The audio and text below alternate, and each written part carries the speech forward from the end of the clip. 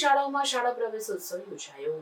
કન્યા કેળવણી મહોત્સવ અને શાળા પ્રવેશોત્સવ અંતર્ગત મોરબી જિલ્લા પંચાયતના પ્રમુખ હંસાબેન પારેખી તથા હેલ્થ અને ફેમિલી વેલફેર ડિપાર્ટમેન્ટ સચિવાલય ગાંધીનગરના ડેપ્યુટી સેક્રેટરી ઉર્વશી ડોક્ટર સુતરિયાની ઉપસ્થિતિમાં મોરબીની રામકૃષ્ણ તાલુકા શાળા જ્ઞાન જ્યોતિ વિદ્યાલય અને એનજી વિદ્યાલય ખાતે બાળકોને વાલસભર આવકાર આપી શાળામાં પ્રવેશ આપવામાં આવ્યો હતો.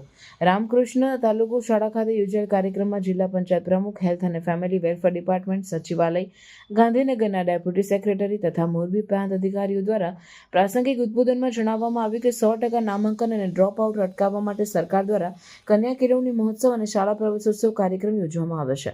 શાળા અને બાળકોના સર્વાંગીણ વિકાસ માટે અભ્યાસની સાથે સાથે રમત ગમત અને યોગાને પ્રાધાન્ય આપવા જણાવવામાં આવ્યું.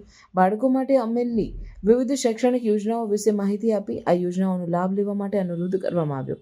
શાળા પ્રવેશોત્સવ અન્વયે મહાનુભાવોના હસ્તે બાળકોને શૈક્ષણિક કીટ આપી બાળકોને શાળાના પ્રાંગણમાં વધાવવામાં આવ્યા.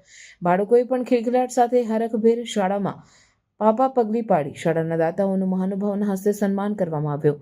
ધોરણ 9 થી 3 ના પ્રથમ ક્રમાંક પ્રાપ્ત કરનાર, વધુ હાજરી ધરાવતા અને સીઈટીના NMMS જેવી વિવિધ પરીક્ષાઓમાં શ્રેષ્ઠ પરિણામ મેળવનાર તેજસ્વી તાલાઓનું સન્માન કરવામાં આવ્યું.